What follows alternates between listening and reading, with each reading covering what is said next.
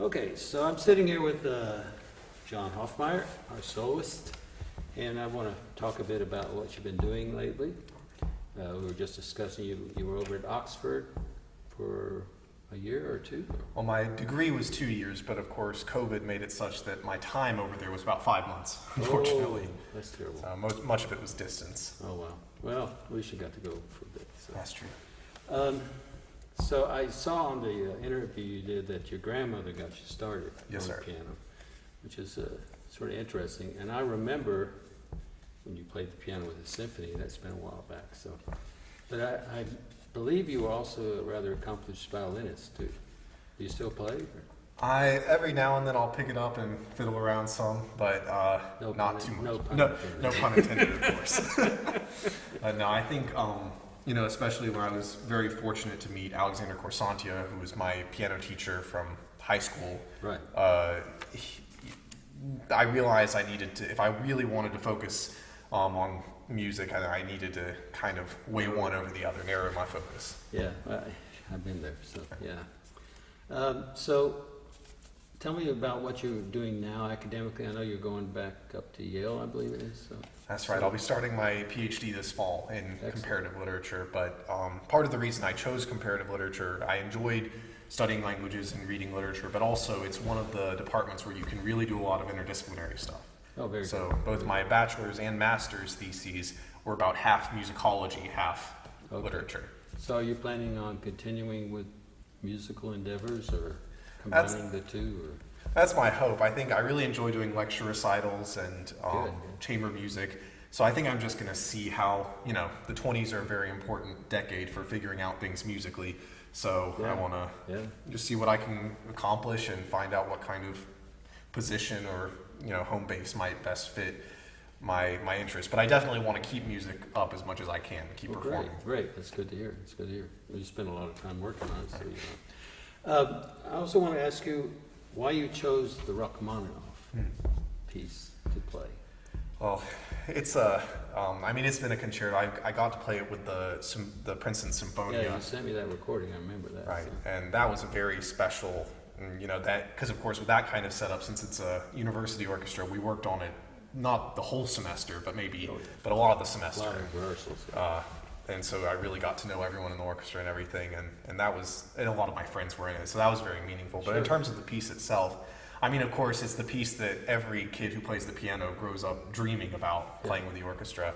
But I think, I also fiddled around some with the third concerto, which is a bear, but I think that in a way the Rachmaninoff second suits my artistic sensibilities, I guess, better than some of the other Russian concerti because I find it to be very compact. Right. It's not as expansive or sort of far developing as you hear in Tchaikovsky here. Later on, he got to be out there a bit sometimes. So. But also, I think this is probably his most well-known concerto. Right, of course. Are you familiar with the third movement, the melody from the third movement? In what context? Frank Sinatra. Oh. So Full Moon and Empty Arms. Okay. So the melody, Full Moon and Empty Arms. So that goes to the main theme of the third movement.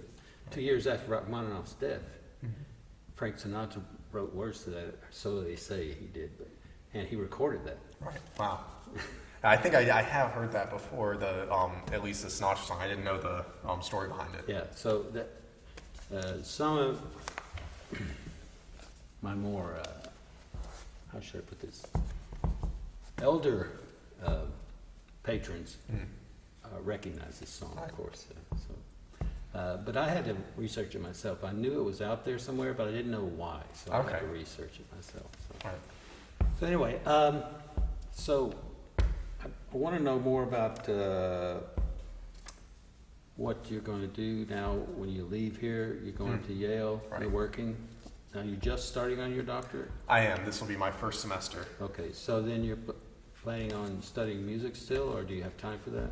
I'm hoping to. Some of it, that I had heard that Yale has a wonderful school of music and everything. Yeah. Which is for me, it's a good thing. It's a boon, but it's also a bit of a difficulty because it's its own entity, separate from the graduate school. So, I've been in touch with the piano professors there, and they seem supportive, but of course right now, because some COVID protocols are still up in the air, so I'm going to have to wait and see how much music I can do, but I will be taking lessons. In a way, having to do virtual lessons was a blessing, because my teacher from the UK, he's still teaching everyone virtually right now because he lives in Barcelona, but he was flying every week. But it was interesting. I think he felt like his teaching changed when he had to do virtually. He couldn't demonstrate all as well and show things, so he really had to sort of fine-tune his craft of explaining everything. That's right. And so I still love working with him, and I find the virtual lessons seem to work well. So good. I'm hoping to keep studying with Well, him. I think also at Yale, I know personally from many musicians who went there, the chamber music scene is extremely well accepted there. So, fortunately, hopefully you'll get to do some of that. So. I hope so. Yeah, great. So tell us a bit, what are your ideas about each movement of this symphony? I know the beginning is this dark sort of beginning. Tell us what you're thinking or what you're doing with this. I think that, the opening, of course, is just so iconic and so recognizable. Right. We begin with the sort of bell-tolling chords alternating with the low bass,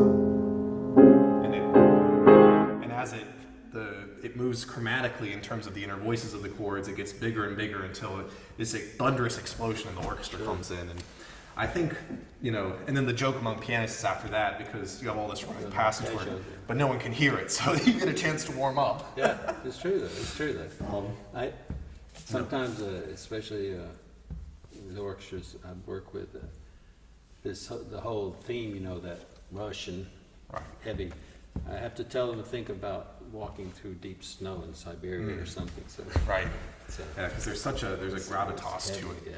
Yeah. And I think that it's of course this is almost always the case when you have such great contrasting themes in a movement, but it's only because you have that extremely difficult, wading through the snow opening that you can get to that beautiful second lyrical theme that is just everyone loves. Oh yeah.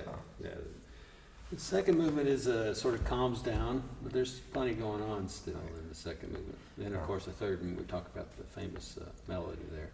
So I think all in all, it's a nice, for me usually when I'm conducting, it's a nice dialogue between the soloist and the orchestra. And there's plenty of room for give and take, I guess, rubato, if you will. So I like that about this particular concerto. I know some people have asked me, I've had soloists who wanted to do number 3, and it's not only difficult to play, but it's difficult for the orchestra. It's a hard piece. So. I'm happy you chose to. So. Indeed. I am too. Good. Well, listen, I just wanted to give people a little snapshot of us and hear about what you've been up to.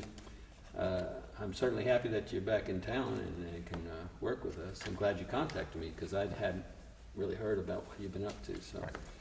But I'm happy and I'm looking forward to working with you. Oh, I'm really looking forward to it. It's always a blessing to get to play music in any capacity, but getting to play it, with the symphony back home it's a very meaningful opportunity for me. Of course. Well, look forward to it, man. All right. See you in October. Thank you. Okay.